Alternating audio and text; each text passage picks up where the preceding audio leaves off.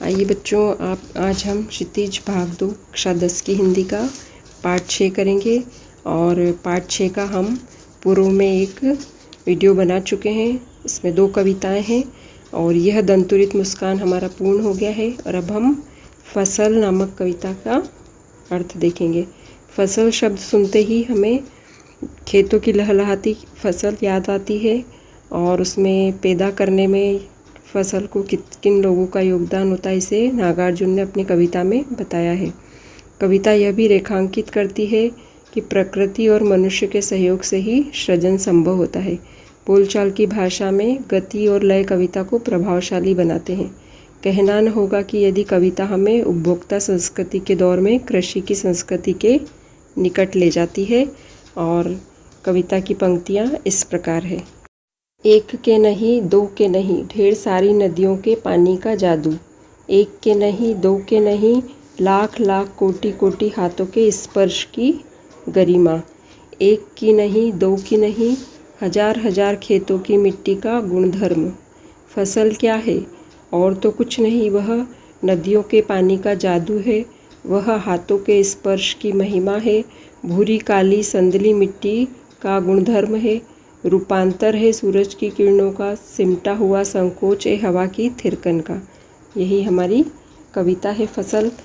कवि बताते हैं कि खेतों की लहलहाती फसल को देखकर आखिर यह फसल है क्या।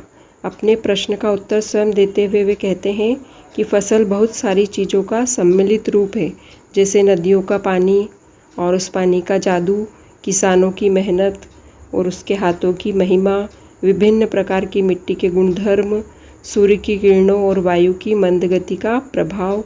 कहने का अर्थ यह है कि उपरोक्त सभी चीज़ों से समुचित योगदान प्राप्त होता है, तभी फसल पककर तैयार होती है।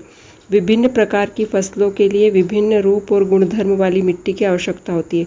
मतलब हर फसल के लिए अलग अलग तरह की मिट्टी होती है। इसीलिए तो अपन बोलते हैं कि दक्षिण में ये नारियल बहुत होते हैं, समुद्र किनारे खारा पानी लगता है तो नारियल होते हैं, है ना। और उत्तर प्रदेश में खूब पानी है तो वहाँ पे चावल होते हैं। इस तरह से अलग अलग फसल के लिए अलग अलग वातावरण और मिट्टी की आवश्यकता होती है। जो होती है चिकनी मिट्टी की आवश्यकता होती है दालों के लिए, गेहूं के लिए दोमट मिट्टी की आवश्यकता होती है, कपास के लिए काली मिट्टी की, है ना। इस तरह से चाय के लिए और जितनी भी फसलें हैं सबके लिए अलग अलग तरह की मिट्टी की आवश्यकता होती है।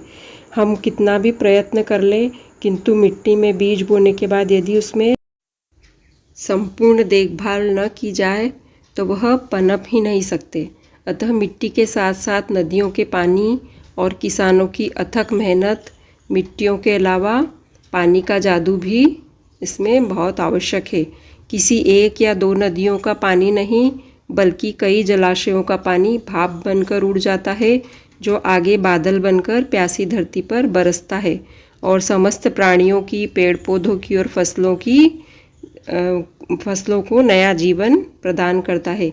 इससे कवि फसल के साथ पानी के जादू की बात करते हैं और आगे चलकर वे फसल, पानी, मिट्टी, सूरज का प्रकाश और पौधों को अपना भोजन तैयार करने में मदद करते हैं और फलते फूलते हैं। पर्यावरण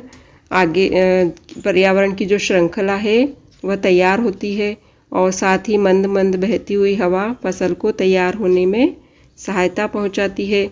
और यदि अत्यधिक वर्षा हो जाती है तो यह भी फसल को नुकसान करती है।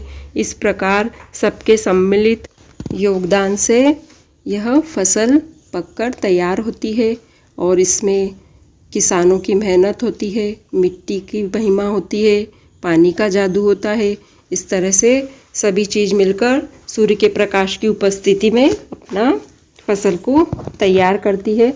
और ये हमारा फसल पाठ पूर्ण हुआ और इसको भी आप अच्छे से समझें और इसकी व्याख्या करें। धन्यवाद।